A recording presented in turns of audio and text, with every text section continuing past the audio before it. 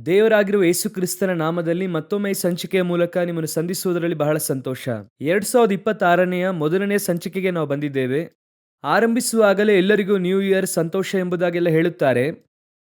ಆದರೆ ಲೋಕಕ್ಕೆ ಆ ರೀತಿಯಾಗಿತ್ತ ಎಂಬುದಾಗಿ ಕೇಳುವುದಾದರೆ 3ನೇ ತಾರೀಕು ಅನೇಕ ವಿಷಯಗಳು ನಡೆದಿದೆ. ಆಶ್ಚರ್ಯ ಪಡುವಂತಹ ಸಂಭವ ನಡೆದಿದೆ. ಏನೆಂಬುದಾಗಿ ನಾವು ನೋಡೋಣ. ಅದು ಲೋಕದಲ್ಲಿ ದೊಡ್ಡ ಬದಲಾವಣೆಯನ್ನು ತರುತ್ತದೆ. ಬನ್ನಿ ಅದೇನೆಂಬುದಾಗಿ ನೋಡೋಣ.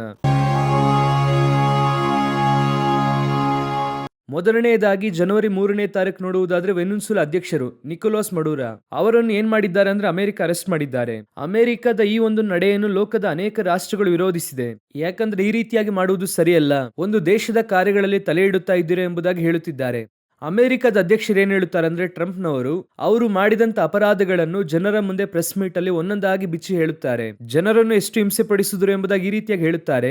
ಆದರೆ ಇದು ಅವರ ಕಡೆ ಇರುವಂತ ನ್ಯಾಯವನ್ನು ಅವರು ಹೇಳುತ್ತಾರೆ. ಲೋಕಾದ್ಯಂತ ರಷ್ಯಾ ಮೊದಲುಗೊಂಡು ಎಲ್ಲಾ ದೇಶಗಳು ಇದನ್ನು ವಿರೋಧಿಸುತ್ತಾ ಇದ್ದಾರೆ, ದೊಡ್ಡ ಮಟ್ಟಿಗೆ ವಿರೋಧಿಸುತ್ತಾ ಇದ್ದಾರೆ. ಮೊದಲು ವಿರೋಧಿಸಿದ್ದು ಕತಾರ್. ಅವರೇ ಹೇಳಿದರು, ನೀವು ಒಂದು ದೇಶದ ಸಂಯಮಕ್ಕೆ ವಿರುದ್ಧವಾಗಿ ಕಾರ್ಯ ಮಾಡುತ್ತಿದ್ದೀರಾ ಎಂಬುದಾಗಿ ಅವರು ಹೇಳುತ್ತಾರೆ. ಸರಿ, ಇದು ಲೋಕ ಪ್ರಕಾರವಾಗಿ ನಡೆಯುವಂತಹ ಸಂಭವ. ಆದರೆ ಇದರ ಹಿಂದೆ ಯಾವ ಕಾರ್ಯ ಇರುವುದಕ್ಕೆ ಅವಕಾಶವಿದೆ ಅದನ್ನೇ ನಾವು ಈ ಒಂದು ಸಂಚಿಕೆಯಲ್ಲಿ ನೋಡಲಿದ್ದೇವೆ. ಏನೆಂದು ಕೇಳುವುದಾದರೆ, ಈ ವಿಷಯದಲ್ಲಿ ಟ್ರಂಪ್ ಅನೇಕ ದೇಶದ ಕುರಿತಾಗಿ ಮಾತನಾಡುತ್ತಾರೆ. ಗ್ರೀನ್ಲ್ಯಾಂಡ್ ಕುರಿತು ಮಾತನಾಡುತ್ತಾರೆ, ಕೆನಡಾ ಕುರಿತು ಮಾತನಾಡುತ್ತಾರೆ. ಅದನ್ನು ನಮ್ಮ ಎಲ್ಲೆಯಲ್ಲಿ ತರುತ್ತೇವೆ ಎಂದು, ಅಂದರೆ ಅಮೆರಿಕದ ಎಲ್ಲೆಯನ್ನು ವಿಸ್ತಾರ ಮಾಡುತ್ತೇವೆ ಎಂದು, ಕೆನಡಾವನ್ನು ನಮ್ಮ ದೇಶದ ಒಂದು ಅಂಗವಾಗಿ ಮಾಡುತ್ತೇವೆ, ಗ್ರೀನ್ಲ್ಯಾಂಡ್ ನಮಗೆ ಬೇಕು, ಈ ರೀತಿಯಾಗೆಲ್ಲ ಹೇಳುತ್ತಾ ಇದ್ದರು. ನಡುವೆ ಸ್ವಲ್ಪ ಹಿಂದೇಟು ಹಾಕಿದ್ರು. ಇದೆಲ್ಲವೂ ಕೂಡ ಒಂದು ಕಡೆ ನಡೆಯಿತು. ಆದರೆ ದಿಢೀರ್ ಎಂಬುದಾಗಿ ವೆನಿನ್ಸುಲಾ ಮೇಲೆ ಕೈ ಹಾಕುವುದಕ್ಕೆ ಏನ್ ಕಾರಣ? ಹಾಗೆ ನೋಡುವುದಾದ್ರೆ ವೆನಿನ್ಸುಲಾದೊಂದಿಗೆ ಅವರಿಗೆ ಅನೇಕ ಸಮಸ್ಯೆ ಇತ್ತು. ಕಳೆದ ಟ್ರಿಪ್ ಅಲ್ಲೂ ಕೂಡ ಹೋದಾಗ ಮಾತನಾಡಿದ್ದರು. ಆದರೆ ನಾವು ನೋಡುವಂತ ವಿಧ ಏನೆಂದು ಕೇಳುವುದಾದರೆ, ಇದುವರೆಗೂ ರಷ್ಯಾದ ಮಿತ್ರ ರಾಷ್ಟ್ರಗಳು, ಭಯಂಕರವಾದ ಕ್ಲೋಸ್ ಫ್ರೆಂಡ್ಸ್ ಎಂಬುದಾಗಿ ಹೇಳುವಂತ ರಾಷ್ಟ್ರಗಳಲ್ಲಿ 4ನೆಯ ದೊಡ್ಡ ರಾಷ್ಟ್ರ ಈಗ ತಾಕಲ್ಪಟ್ಟಿದೆ. ಮೊದಲನೆಯದಾಗಿ ನೋಡುವುದಾದರೆ 2003ರಲ್ಲಿ ಇರಾಕ್ ಸದ್ದಾಂ ಹುಸೈನ್ ಅನ್ನು ಅವರು ಹಿಡಿದರು. 1999ನಲ್ಲಿ ಸದ್ದಾಂ ಹುಸೈನ್ ಕುವೈತ್ ಅನ್ನು ಹಿಡಿದರು. ಅದನ್ನು ಬೇಸ್ ಮಾಡಿ ಆನಂತರವಾಗಿ ವಾರೆಲ್ಲ ನಡೆದು ಮುಗಿಯಿತು. ಆನಂತರ ಮತ್ತೆ ಸದ್ದಾಂ ಜಯಿಸಿ ಬಂದರು. ಆದರೆ 2003ರಲ್ಲಿ ಸದ್ದಾಂ ಹುಸೈನ್ ಒಂದು ಸ್ಥಳದಲ್ಲಿ ಅವರು ಅರೆಸ್ಟ್ ಮಾಡುತ್ತಾರೆ. ಆಗಲೂ ಕೂಡ ಅದು ಒಂದು ವಿಮರ್ಶೆಗೆ ಒಳಗಾಗಿತ್ತು. ಅದು ಹೇಗೆ ಒಂದು ದೇಶದ ಅಧ್ಯಕ್ಷರನ್ನು ನೀವು ಹಿಡಿಯಬಹುದು ಎಂಬುದಾಗಿ. ಆದರೆ ಸದ್ದಾಂಗೆ ಅದಕ್ಕೆ ಈಕ್ವಲ್ ಆಗಿ ಲೋಕದ ಎಲ್ಲಾ ಕಡೆಯಿಂದ ವಿರೋಧತ್ವ ಇತ್ತು. ಸದ್ದಾಂ ಹಾಗೆ ಮುಂದೆ ಎಲ್ಲವನ್ನು ಕೂಡ ಒಂದೊಂದಾಗಿ ವಶಪಡಿಸಿಕೊಳ್ಳುತ್ತಾರೆ ಎಂದು. ಆದರೆ ಸದ್ದಾಂ ಹುಸೇನ್ ರಷ್ಯಾಗೆ ಬಹಳ ಆಪ್ತ ಮಿತ್ರ. ಎರಡನೆಯದಾಗಿ ಆನಂತರ ನೋಡುವುದಾದರೆ 2011ರಲ್ಲಿ ನೋಡುವುದಾದರೆ ಲಿಬಿಯಾದ ಗಡಾಫಿ. ಅಷ್ಟು ಮಾತ್ರವಲ್ಲ, HKL 38ರಲ್ಲಿ ಲಿಬಿಯಾದ ಕುರಿತಾಗಿ ಇದೆ. ಅವರು ರಷ್ಯಾದೊಂದಿಗೆ ಬರಬೇಕು ಎಂದು ಇದೆ. ಸೊ ಅಲ್ಲಿ ಒಂದು ದೊಡ್ಡ ಕಾರ್ಯವು ಮಾಡಲ್ಪಟ್ಟು ಆಂತರಿಕ ಗಲಭೆ ಉಂಟಾಗಿ, ಕ್ರಾಂತಿ ಉಂಟಾಗಿ, ಗಡಾಫಿ ಅಲ್ಲಿನ ಜನರ ಕೈಯಿಂದ ಕೊಲ್ಲಲ್ಪಟ್ಟರು.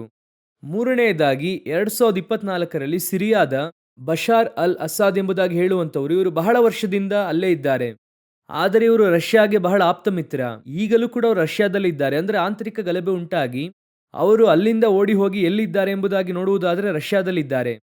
ಈಗ ವೆನಿನ್ಸುಲಾ, ಇವರು ಯಾರೆಂದು ಕೇಳುವುದಾದರೆ ನಿಕೋಲಸ್ ಮುಡಾರ್. ಇವರು ದಕ್ಷಿಣ ಅಮೆರಿಕದ ದೇಶದಲ್ಲಿರುವಂತವರೇ, ಲ್ಯಾಟಿನ್ ಅಮೆರಿಕ ಎಂದು ಹೇಳುತ್ತಾರೆ, ಅಲ್ಲಿರುವಂತವರು. ಆದರೆ ಅಲ್ಲಿ ಅಮೆರಿಕವನ್ನು ವಿರೋಧಿಸುವಂತ ಕೆಲವು ರಾಷ್ಟ್ರಗಳಿದೆ. ಕ್ಯೂಬಾ, ವೆನಿನ್ಸುಲಾ ಇವರೆಲ್ಲರೂ ಕೂಡ ಅಮೆರಿಕ ವಿರೋಧಿಸುವ ರಾಷ್ಟ್ರಗಳು. ಸೊ ಇವರುಗಳಲ್ಲಿ ಇವರು ಬಹಳ ಮುಖ್ಯ. ರಷ್ಯಾ ಹಾಗೂ ಚೀನಾ ನಡುವೆ ವಹಿವಾಟು ಅನೇಕ ಇದೆ. ಇವರೆಲ್ಲರೂ ಅಮೆರಿಕವನ್ನು ವಿರೋಧಿಸುವುದರಲ್ಲಿ ಫ್ರೆಂಡ್ಸ್. ಈಗ ಇವರನ್ನು ಹಿಡಿದು ಕೈದಿ ಮಾಡಿದ ಕೂಡಲೇ ರಷ್ಯಾ ಹಾಗೂ ಚೀನಾ ಇದಕ್ಕೆ ವಿರೋಧತ್ವವನ್ನು ವ್ಯಕ್ತಪಡಿಸಿದೆ. ಆದರೆ ರಷ್ಯಾ ಹಾಗೂ ಚೀನಾ ಇದರ ವಿಷಯದಲ್ಲಿ ದೊಡ್ಡದಾಗಿ ರಿಯಾಕ್ಟ್ ಮಾಡದೇ ಇದ್ದಾರೆ. ಇದೇ ರೀತಿ ಗಡಾಫಿಯ ಮೇಲೆ ಕೈ ಹಾಕಿದಾಗ ರಷ್ಯಾ ವಿರೋಧತ್ವ ತಿಳಿಸಿತ್ತು, ಏನು ಮಾಡಲಿಲ್ಲ. ಈಗ 4 ದೇಶಗಳಾಗಿದೆ. ಇರಾಕ್ ಆಗಿದೆ, ಸಿರಿಯಾ ಆಗಿದೆ, ಲಿಬಿಯಾ ಆಗಿದೆ, ವೆನಿನ್ಸುಲಾ ಆಗಿದೆ. ಇದು ಒಂದು ಪ್ರವಾದನೆಯಲ್ಲಿ ಇರುವಂತದ್ದು, ನಾನು ಊಹೆ ಮಾಡುತ್ತಾ ಇರುವಂತದ್ದು, ಇದು ಇಲ್ಲದೆ ಕೂಡ ಇರಬಹುದು. ರಷ್ಯಾವನ್ನು 6 ಭಾಗಗಳಿಂದ ಬರಮಾಡುತ್ತೇನೆ ಎಂಬುದಾಗಿ ಹೇಳುತ್ತಾರೆ. ಅದು HKL 39ರಲ್ಲಿ 6 ಭಾಗಗಳಿಂದ. ಇದುವರೆಗೂ 4 ಫ್ರೆಂಡ್ಸ್ ಅನ್ನು ಅವರು ವಶಪಡಿಸಿಕೊಂಡಿದ್ದಾರೆ. ಅಷ್ಟು ಮಾತ್ರವಲ್ಲದೆ ರಷ್ಯಾದ ಅಧ್ಯಕ್ಷರು ಇರಾನ್ ಅನ್ನು ತಾಕುವಾಗ ಒಂದು ಮಾತನ್ನು ಹೇಳುತ್ತಾರೆ. ಏನು ಹೇಳುತ್ತಾರೆ ಎಂದು ಕೇಳುವುದಾದರೆ, ನೀವು ಇದುವರೆಗೂ ನಮ್ಮ ಫ್ರೆಂಡ್ಸ್ ಮೇಲೆ ಕೈ ಹಾಕುದ್ರಿ, ನಾವು ಸುಮ್ಮನೆ ಇದ್ದೆವು. ಇರಾನ್ ಮೇಲೆ ಕೈ ಹಾಕುವಾಗ ನಮ್ಮಿಂದ ಸುಮ್ಮನೆ ಇರುವುದಕ್ಕೆ ಆಗಲ್ಲ. ಆ ರೀತಿ ಹೇಳಿ ಒಂದು ಸ್ಟೇಟ್ಮೆಂಟ್ ಕೊಟ್ಟರು.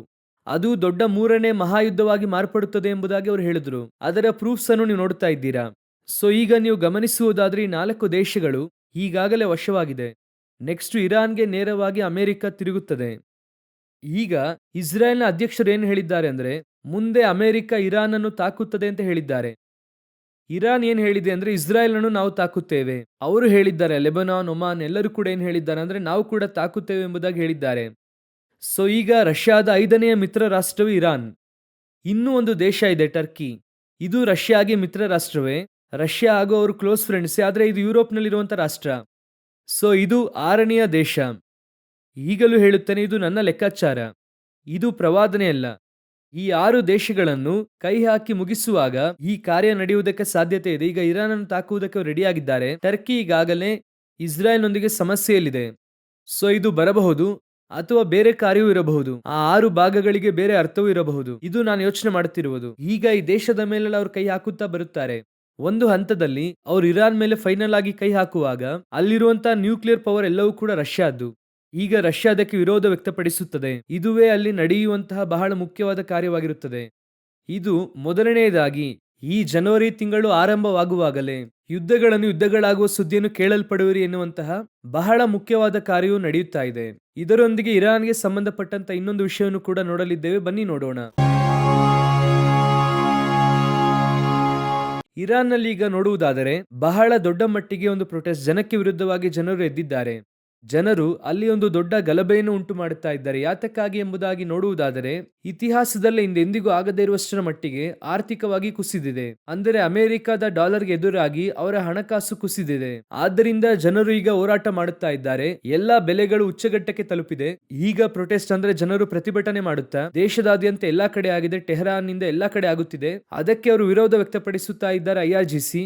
ನೀವು ಈಗ ಅದನ್ನು ಕೂಡ ನೋಡುವುದಾದರೆ ಜನರ ಪ್ರಾಣ ಹೋಗಿದೆ, ಅನೇಕ ಕಾರ್ಯಗಳು ನಡೆಯುತ್ತಾ ಇದೆ.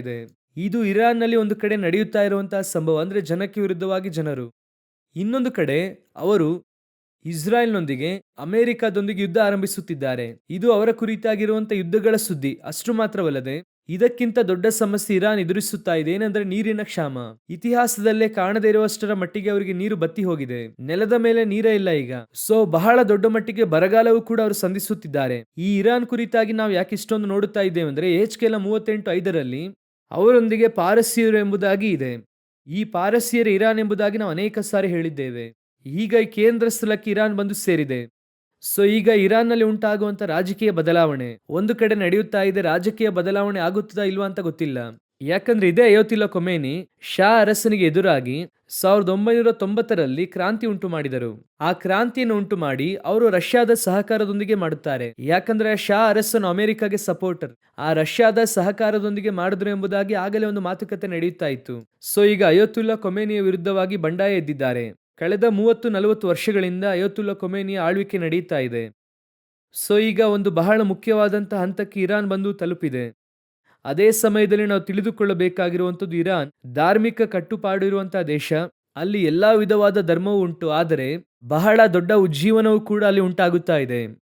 ಇರಾನ್ನಲ್ಲಿ ಅನೇಕ ಸಾಕ್ಷಿಗಳನ್ನು ನೀವು ಕೇಳುವುದಾದರೆ ನೇರವಾಗಿ ದರ್ಶನದ ಮೂಲಕವಾಗಿ ರಕ್ಷಿಸಲ್ಪಟ್ಟಿದ್ದಾರೆ. ಸುವಾರ್ತೆ ಹೇಳುವುದಕ್ಕಾಗಲ್ಲ. ಅಲ್ಲಿ ಮುಚ್ಚಲ್ಪಟ್ಟಂತ ಬಾಗಿಲು.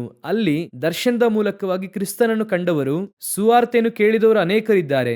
First, if you ask how people came to Christ, 80% will say they saw him in a dream. So I decided to ask him, and so I did. And then the next day, I guess, I saw a dream, and in my dream I saw Jesus was a bridge. I decided to come to him.